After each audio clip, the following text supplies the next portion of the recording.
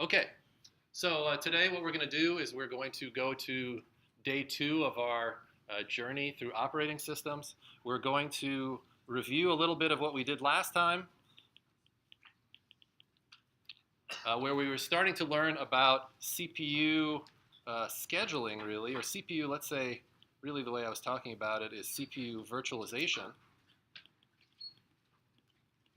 And as I said before, there are 2 pieces to this. First, we need to learn the underlying mechanisms, how you actually virtualize the CPU so that you can share it between many running processes. Remember this beautiful illusion that we had that the computer provided us that we had as many CPUs as we needed, when in reality there's one or a few physical CPUs on which we're kind of switching back and forth. So we need to understand some low-level mechanisms. We started really talking about those low-level mechanisms in the last hour, which we will call, that's like the stretch drive, the torture hour of class. I'm going to switch some things up in general so that we can make sure that that hour isn't as painful. I think my own assessment of last time was that it kind of went, well, okay, and then everybody really wanted to be somewhere else.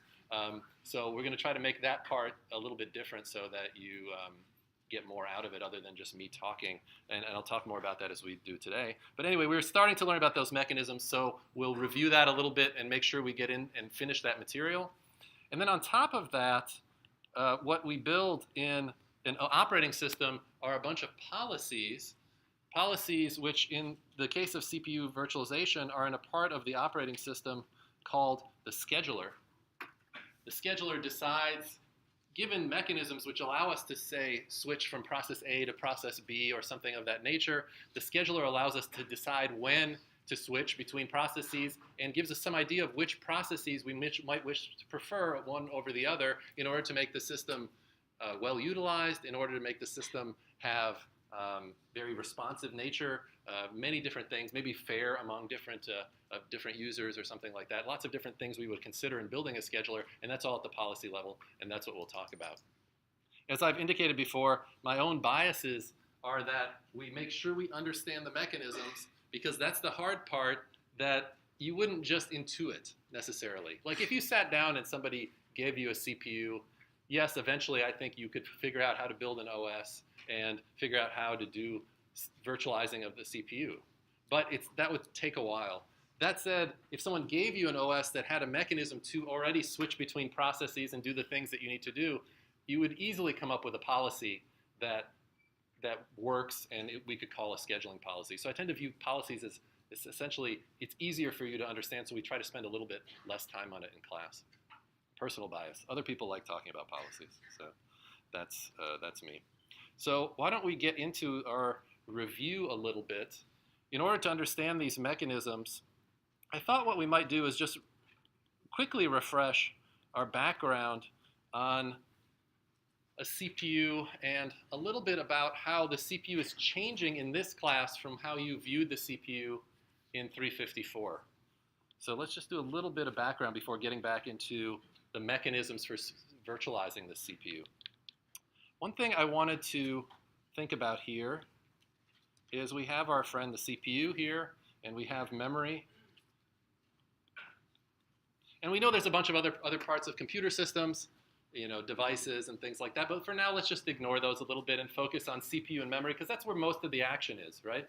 Our program is loaded into memory, our data is in memory, and our CPU is going to execute those instructions and manipulate data. And that's all a CPU does. It's pretty simple. So let's talk a little bit about that. In particular, what I want to talk about is I want to talk about if you think about one way to conceptualize a CPU and our abstraction of a CPU is that, in a sense, it's running a little program. What is that program doing? What is the CPU program doing? If you were to describe it in kind of pseudocode to somebody, how would you describe it? Yeah. Yeah, fetch, decode, execute, what we talked about last time. It's like a simple while loop, right? It's while one, fetch from the program counter, right? We know that inside the CPU there's a little bit of memory. That memory is a register. It's a fast memory. That's all a register is. That's right on the processor, right on the processing core. And we're going to access it a lot because every instruction fetch comes from that is going to use that value inside the program counter, which is just an address telling us where in memory to get instruction from. So we fetch that, we decode the instruction, so we figure out which instruction this is. Then, by the way, we might do something implicitly. We might, for example, increment the program counter. So on a system like x86, we have to know what instruction it is to know where the next instruction is after it, because we have variable length instructions. Some simpler architectures, which people used to call like RISC-style architectures, all instructions are fixed length, so you just immediately like increment the program counter by 4 bytes or something like that. But in any case, somewhere in the fetch decode area, we say, okay, now we already going to say what the next instruction is going to be. And then we go ahead and we execute the instruction. Now you know all these things. I'm going to bring into focus why I'm talking about this in a second. It's because this abstraction is a little bit simplistic, right? So we execute the instruction, and then we just kind of repeat. And the reason it's simplistic is because this is our model that makes sense when we're just thinking about our one program. The one program you're running, like your C program, this is a perfect model, abstract model of the CPU for your C program. It just has, or your assembly that comes out, or your byte level instructions that come out of your binary instructions that come out of your C program, because that's all you need to think about. I just kind of do one thing after the next, after the next. And in fact, even when you're thinking about a C program, you're doing the same thing that a CPU does. When you're trying to debug, for example, which I hear that some of you have been doing, for example, for the first project, you think about, what does this statement do? What does this statement do? What does this statement do? Oh, then sometimes I jump somewhere else. Sometimes executing instruction changes the PC, right? So that's kind of an interesting, a little side thing that could happen here. But when we're trying to build an operating system, we're going to need a different model of the CPU. It's going to have more things going on in this basic loop of execution that are going to allow us to realize what we want from the system, which is a protected, efficient, but controlled system where the operating system's running. It allows us to run user programs, but as we talked about last time a little bit, it doesn't allow user programs to take over the machine or user programs to adversely harm, say, the operating system itself. And that's going to be a combination of techniques in CPU virtualization and memory virtualization, which we're going to be learning about over the next few weeks. So let's talk about where this loop then is affected by our need to have a little bit more in order to build some OS type services. So let me add a little color to this. One thing that we talked about a little bit is a change in the execution phase. So when a user program is running, we talked about the difference last time between there's user programs and there's the OS. User programs run in user mode, which is a restricted mode of operation. You can't do everything in user mode. The kernel, the OS, runs in an unrestricted mode, or kernel mode, we just call it. And that's where you have full privilege and you're unrestricted. So we have modes, for example, like I just said, user and kernel. And what that means is when you go to when the hardware goes to execute, it needs to be able to determine, hey, is the current program that's running, the current instruction that's running, is it allowed to do this thing? So before execute, we basically, you can think of it as a checking of a permission. Is this okay?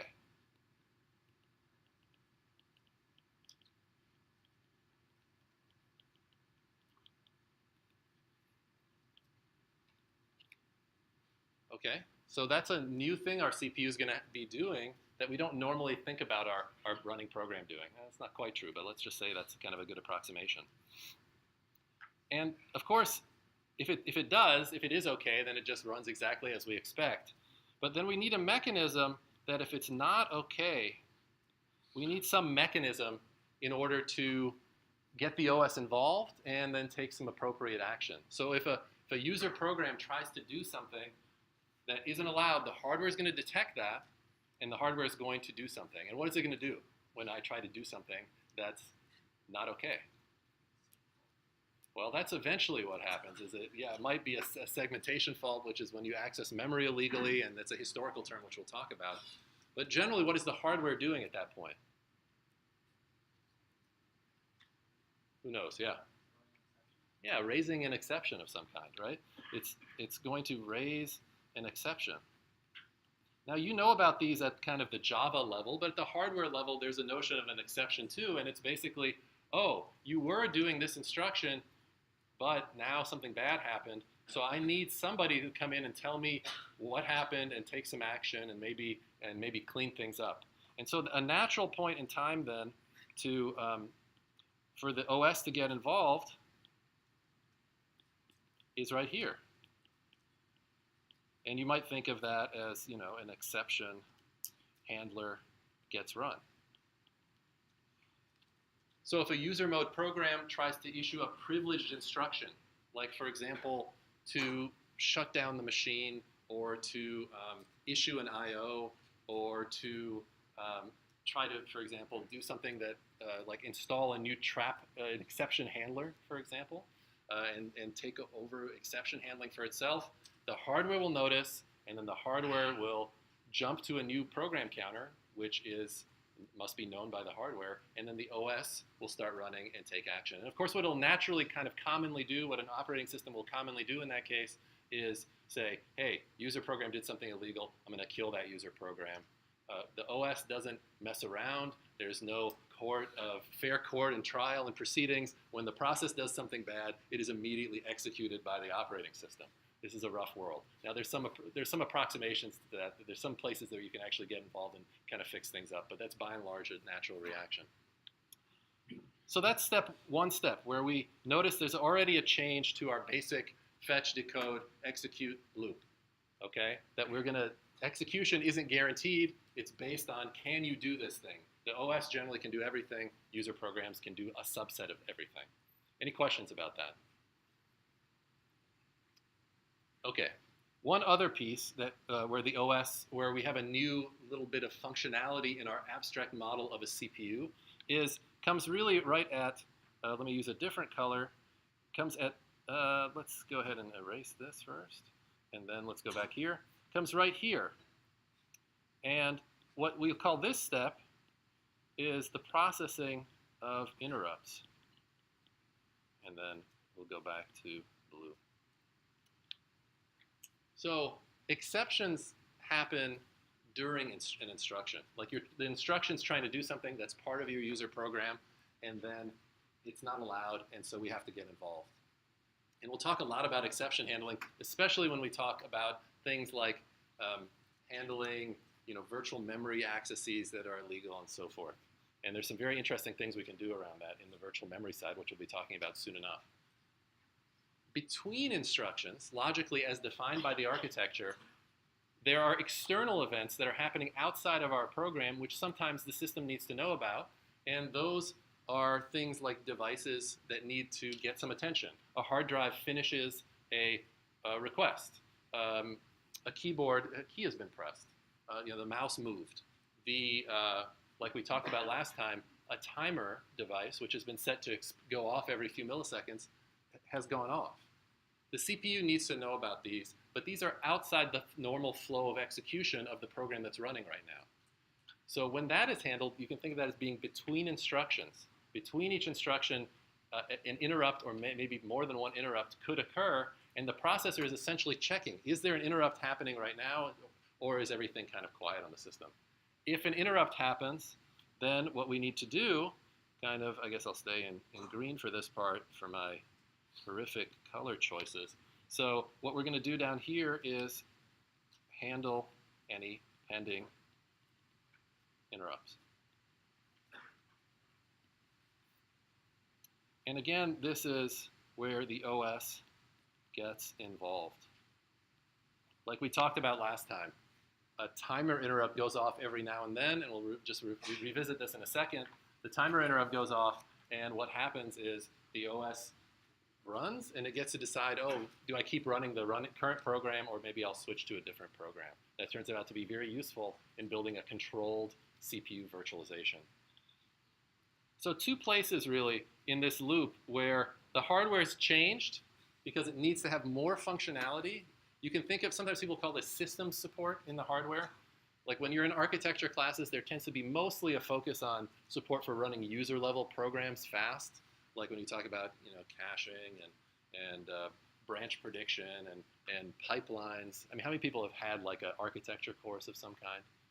A few of you. So it's certainly worth learning about how all that stuff works. And I recommend it to you if you're interested in that sort of thing. But there's a lot of techniques, and the focus tends to be on support for user-level programs, but there's this other part, which is support for the operating system, system support.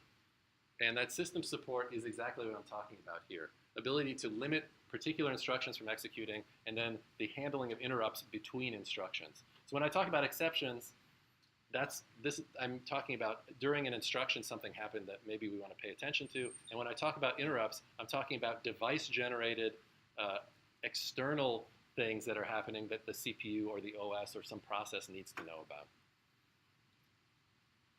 Any questions about that? All review, yes? Do you talk about all these things in some detail in 354, kind of? Sort of, anyway. Sometimes people tell me things like, I don't know, I took that a year ago. So I never know quite how to reply to that. But you're supposed to remember those things, and that's why, anyway, that's why we review them. It's good to see things more than once. Okay, so now let's get back into a little bit of our discussion of the mechanisms of CPU virtualization. So CPU virtualization mechanism. And this is where, we get a little bit into the down end, into the details of how things work.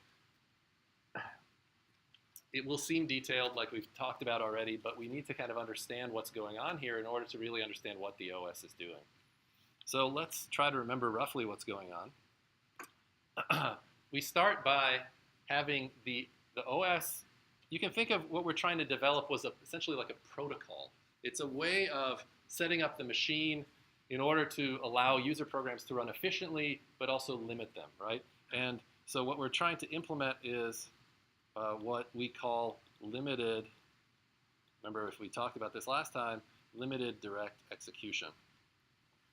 And again, just to repeat it, the direct execution part is I just want user programs to run on the CPU, and I don't want the OS to be involved very much. Imagine if every instruction that a user program ran, the OS had to check, is this okay? So you jump to the OS and say, is it okay that it runs this add instruction? Yes. Is it okay that the process runs a load instruction? Yes. You could do that, the system would be 100 times slower, something like that. Because you have software checking software. It's very hard to make that efficient. People have actually worked very hard on that to try to make software checking efficient, but it's always going to be slower than the hardware doing it. So rather, we want the hardware to do the checking, and the hardware is going to do it quickly. And then in rare cases, those exceptional cases, exceptions, we want the OS to get involved and do something. And that's the limitation part.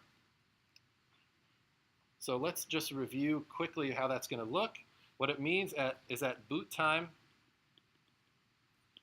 we have the OS runs first, and it runs in what we called privilege mode. And it's going to do all the setup that we need to do in order to allow us to run user programs and run them safely and without losing control of the machine. So, and I will use these terms, by the way, interchangeably. I'll say privilege mode, and I'll mean the same exact thing as kernel mode, and I'll say unprivileged mode or restricted mode, and I'll mean user mode. All those things are the same. I don't mean anything different or fancy by using different terms. You just hear all these different words about the same thing, and I'm just saying I mean exactly the same thing. So we're going to run first, and like we talked about last time, we're going to set some things up so that when later we want to say, be able to service requests from running processes, or later we want to get control of the CPU back from a running process, the right stuff happens. So one thing we're going to do is we're going to install a bunch of handlers. Handlers are just code. It just means like a function. It doesn't mean anything fancy. They're just called handlers historically. If someone said we install a bunch of functions that run when traps or interrupts or occur, then that's the same exact thing. So we're installing a bunch of handlers. And what that means is we're just telling the hardware what code to run on some kind of exception or some kind of interrupt. Now, there's actually a little bit, just to be a little bit careful here, when we go back to our loop here, I said there's a few changes in the loop of our abstract CPU. One, I said we're going to maybe execute is going to check first if it's okay, so it's kind of a permissions check in the hardware. And then I said we have an interrupt processing between instructions that we logically think could happen. The third thing is that's changing is that we have more instructions that we can execute to support our operating system environment. And so one of those instructions is an explicit trap into the kernel, right? When you want to issue a system call, you've already issued lots of system calls. When you, for example, read from a file, eventually that comes down to a read system call, and that read system call is issued to the kernel, and then the kernel does the read on your behalf, make sure you can access this file correctly, or you have permission to access the file, then return some data to you. So handling of, we're not only telling the hardware where to handle exceptions, those bad things that happen during instructions, and interrupts, those external events that happen between instructions, but also explicit traps from the program itself asking for service, like asking to service a system call. That's all those things are going to be, the hardware is going to know what to do when any of those things happen, and the OS is telling it. It's telling it, here is exactly the addresses that you need to jump to when those different events happen. We will look at this code that does this in our educational operating system, XV6, and I'll talk more about that later. So you'll see exactly the code that does this. It installs trap handlers and interrupt handlers. They're all the same thing. They're just a bunch of code that runs when these different things happen. This installation is, the way we do this is it's done by a privileged instruction. Like, for example, on x86, we'll see it's this instruction LIDT, load the interrupt descriptor table, for example.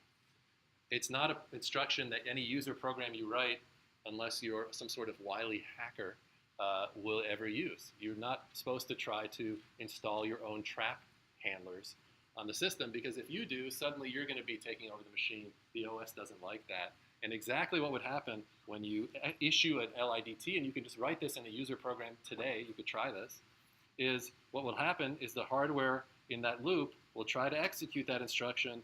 The hardware will then check, are you in privilege mode? And if you're a user program, the answer would be no, and an exception would be raised, and likely, like we said, the sad outcome, your process will be killed. So that's that piece of the process. So we're installing these pieces, and then what we're doing is we're talking about one other piece that we had to install, which was another thing we had to do before we start running user programs, is we had to essentially initialize or start running a timer interrupt. And we'll see how this looks too in a real kernel. These all things I've noticed in teaching this class, they all sound easy to understand, but yet are a little bit abstract until you just look at code that does it. And then when you see code that does it, it connects the abstract conceptual to the, hey, this is just how this is really done. And then you see it's not that big of a deal. So we'll be doing that in the project side of the course. But basically these two steps, we're going to install some handlers, tell the hardware about it, so the hardware, when like an exception occurs or when an interrupt occurs, it knows what code to jump to. That's a privilege instruction. We're going to initialize the timer. This is also privileged. We don't want anybody being able to turn off the timer, for example, because then they could take over the machine. And then at that point, we're now ready to run user programs. Now, there's many things that I'm skipping over in this abstract discussion of how these few mechanisms work. We'll talk more about them. Certainly, we'll talk more about them when we get into virtual memory and talk more about that. And there's many other details, too, that we'll see in the real kernel of all the things that happen at initialization. You certainly do things like you initialize all your devices. You do a bunch of other things. We're not talking about those right now. OK, so let's look at a timeline then. We have our OS. The OS is running along. It does all this stuff up here. Let's call them steps 1 and 2. Step 1, install some trap handlers. Step 2, go ahead and initialize a timer interrupt. And the OS, eventually what it does is it's going to run a user program.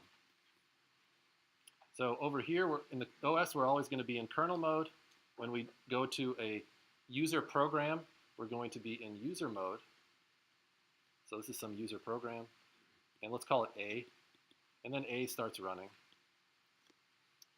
And all we're doing now is just reviewing a little bit of the types of interactions we can have with the OS. The first interaction is that A wants OS service. We call that a system call. And there's lots of different system calls, like we talked about a little bit last time. So what are some system calls? We already talked about reading and writing a file. What else? What else? We even talked about this, I'm sure. What else? What else is an example of a system call? Yeah. Fork, right. So in Unix, to create a process, a new process, which you often want to do, you call the fork system call. And eventually it's a pair of calls. If you call fork, it creates a almost identical copy to the currently running process. But sometimes you want to run, of course, a different process. And then you use a system call called exec. And exec then allows you to load a new binary into memory and start running it. So fork and exec on Unix. On Windows, it's a create process. Different operating systems have different primitives. We'll learn more about that when we do another project, actually. What else? What else do you want to do? Yeah. Yeah, exit. Sometimes your program just wants to stop running. It's a sad end of your program. You exit. That is a system call. It calls into the OS and says, yes, I'm done. What else? Yeah, wait, sure. So if you are talking about fork and exec, if you create a process by calling fork, you may actually want to know if it's done executing. So there's a few system calls, wait PID, that allow you to, on Unix systems, to wait for that process, say, to complete, and then learn about its return code. And of course, where you're going to really learn about fork and exec and wait is when you implement a future project where you implement your own Unix shell. That's upcoming, but not the next exact project. So don't get too excited for those of you. I can sense a big excitement around fork, exec, and wait. So don't get too excited. That's coming up in the future. So anyway, network I/O, you name it. Many, many things you want to do are going to involve system calls, because those are privileged things. We don't want people to arbitrarily do them and have no checks on whether they do them or not. We want the OS to manage it and decide if it's okay for you to do it or not.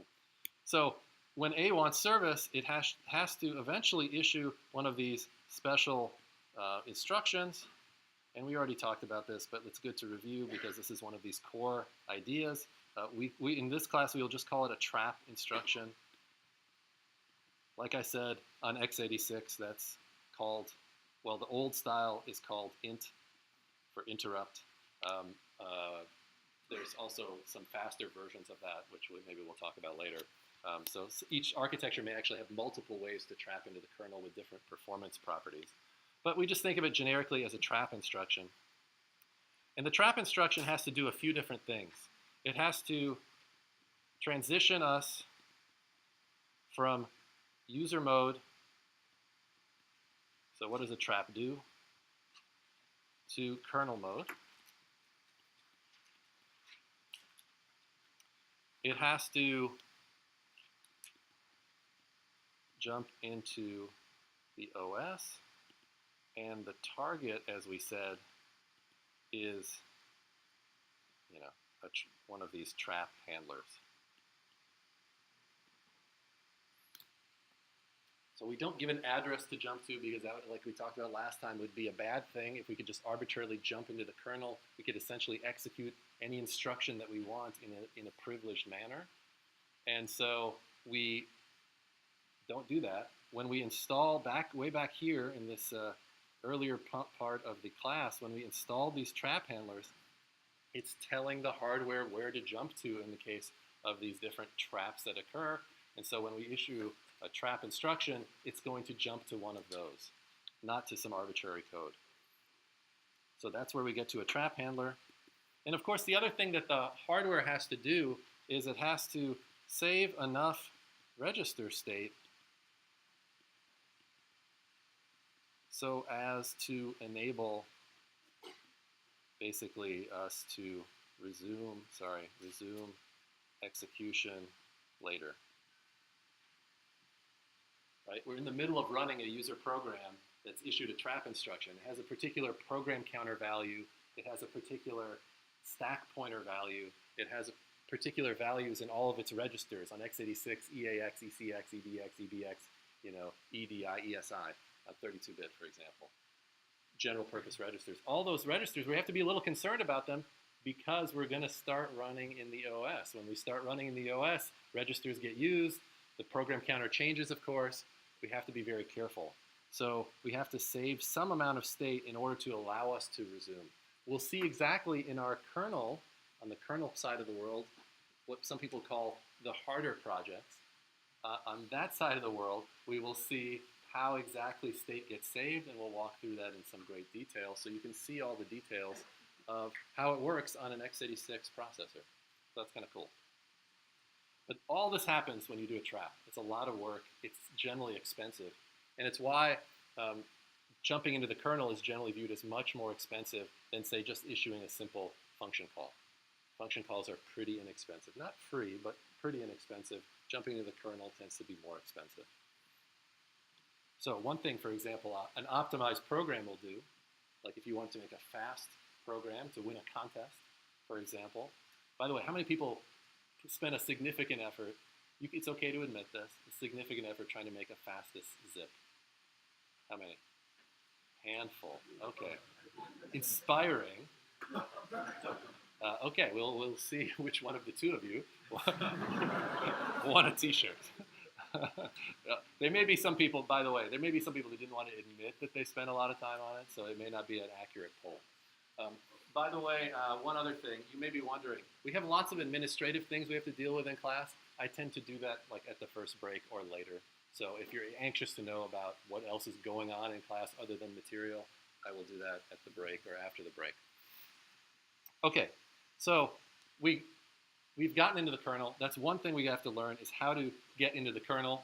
And the way we do that is with a special instruction that does a whole bunch of stuff. After we do all this transitioning, jump to the right place, the register state is saved, then the OS system call handler can run and do whatever you want it to do. And then we have to unwind all that.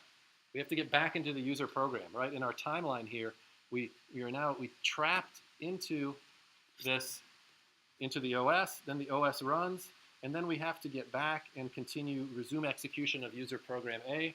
And to do that, we're going to do the opposite of the trap, which is the humorously named return from trap.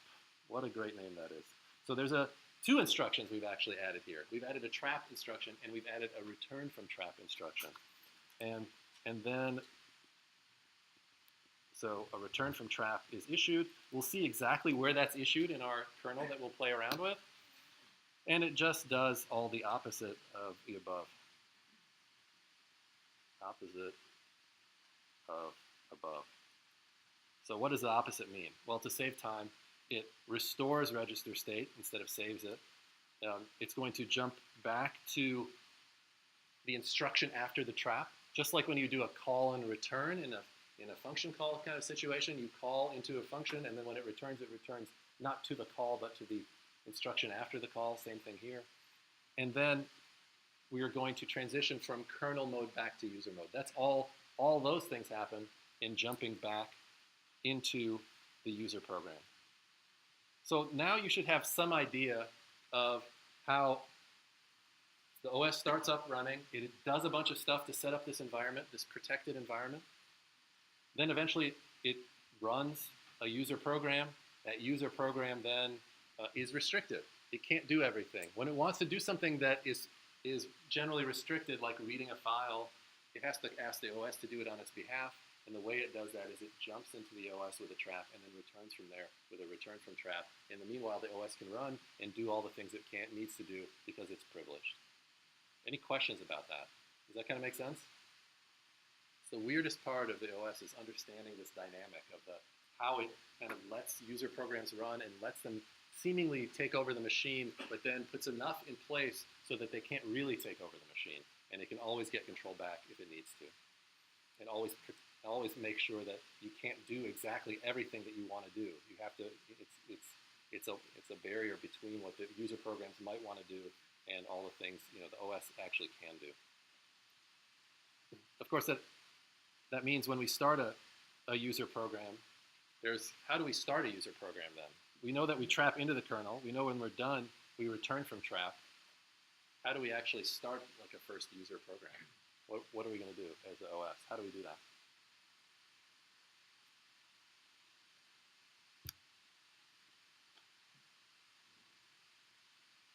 I mean, the answer must be on the page. Maybe it's too obvious. If it's too obvious, make me happy by just answering the obvious answer. If it's not obvious, then answer and be awesome. What must it do for the first user program to run? What must the OS do? Yeah. Load it into memory, yes. But does it just jump to it? How does it jump to it? What instruction is it going to use? No.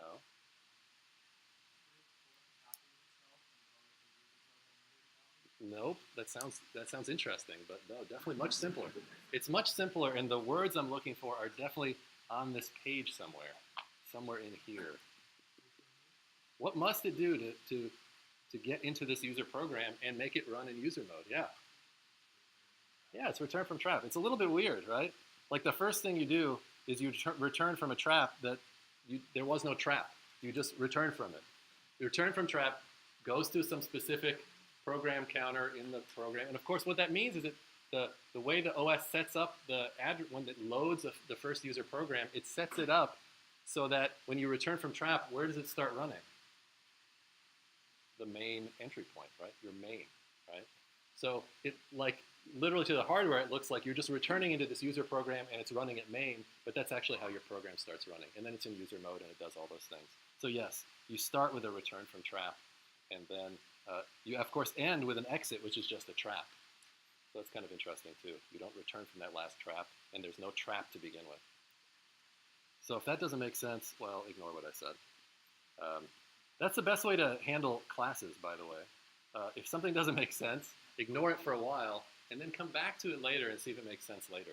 Now, you can't put it off too long. Like, don't come back in 2 years and try to understand what I was saying, because that wouldn't serve you well, for example, on the midterm.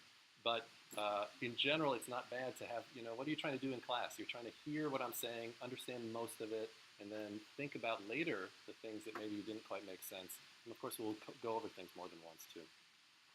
Okay, so the other piece that we talked about, and then we'll just have one more piece. Oh, how long have we been talking? 45 minutes. Let me just do one more thing, give me 5 minutes, and then we'll take our first break. So gear up. So what we're trying to do here is we had our OS, and what we were worried about, we've returned from trap into into A. A is running, and like what we talked about before is the problem we have is A doesn't want to give us back the CPU. Let's say we only have one CPU, the OS wants to run user program B. There's a perfectly deserving, good-natured program called B. There's a mean program called A. This is the mean program. Over here, there's B. It's like, hey, do I get to run ever? No, it's sad. That's about as artistic as I will get. I am a bad artist. I'm bad at lots of things, including art. So in any case, poor B wants to run, and it doesn't get to because A is just taken over the machine, and it's running and running.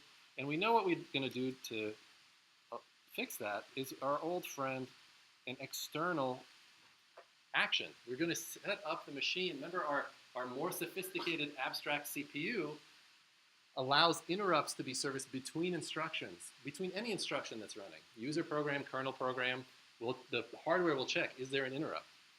Now you could hope, if you're the OS, that naturally some interrupts would occur.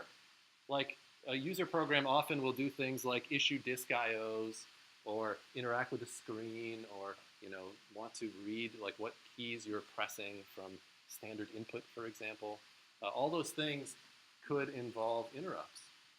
But if a program gets in a tight CPU loop and it's just, for example, like this mean program was just while one, like we talked about, with a semicolon, it's just going to sit there and use the CPU and not cause any interrupts to occur, so no interrupts may occur. which means that we're stuck. And like we talked about last time, that means the only solution, if you've gotten to that situation, is you have to hard reset the machine. Not a good solution. So what we want to do is have a way to regain control of the CPU by the operating system. And so that's our timer interrupt. Like we talked about in our protocol, our limited direct execution protocol, sorry, let me scroll back here, is we just do that at the very beginning of time. And that's privileged so that user programs cannot turn off the interrupt. If you could turn off the interrupt, you could then get in that same situation. So a very cool thing that happens is our timer interrupt, even though we have a while one going on here, fortunately what will happen is our timer interrupt will go off, and at that point the OS handler runs, and it can decide to either keep running A because it feels like A hasn't monopolized the CPU too much, or it might have a policy that says, hey, I want to switch back and forth between A and B pretty frequently. So at this point we can switch to a different process if we want to. And we call this is such a well-known thing. It's that operating systems do. It has a name that you'll hear. It's called a context switch. When running one process, we're in its context, which means we're in the registers of the system and the stack refer to that particular process. When we hop into the OS, we kind of temporarily save some state and halt that process. Then we may switch to a different context and start running a different program. We're going to see in a future project exactly how that happens in a real kernel. It's a little bit involved and actually is a kind of a cool little thing, transfer of control, that you see almost nowhere else in computer systems, is how you switch from one running process to the other. You're essentially running on one stack when you enter a context switch function inside the kernel, and then when you return from that function, you're running on a different stack. It's this very cool thing. Usually when you enter a function, you come back on the same stack, right? It would be weird for you to be like, hey, I'm on a different stack. But inside the kernel, the very first place where this sort of thing happened, we switch from one stack to the other and start running in the context of a different process. And then when we return from trap, we don't, essentially you think an interrupt happens here, then the OS runs for a while, and then it decides to run, I'm gonna erase this. This interrupt happens, and then we decide, you know what, we wanna run B. And so instead of returning from this interrupt or returning from trap to A, we somehow return from trap into B. And this is where this context switch happens. Context switch. So I'm not going to talk in detail about how that happens. You can read the book, and then, like I said, we'll do a future project where you really stare at that in some detail. But conceptually, hopefully it makes sense. A timer goes off periodically. It allows us to switch between A and B, or C, or D, or whatever. Any questions about that? Okay, we have survived hour one. This is good, by which I mean hour 50 minutes, actually. Just 50 minutes. Don't get ahead of yourselves. Let's take a 5-minute break. Please get up, but don't leave. Just get up, stretch, talk. We'll come back in 5 minutes and have a lot of fun.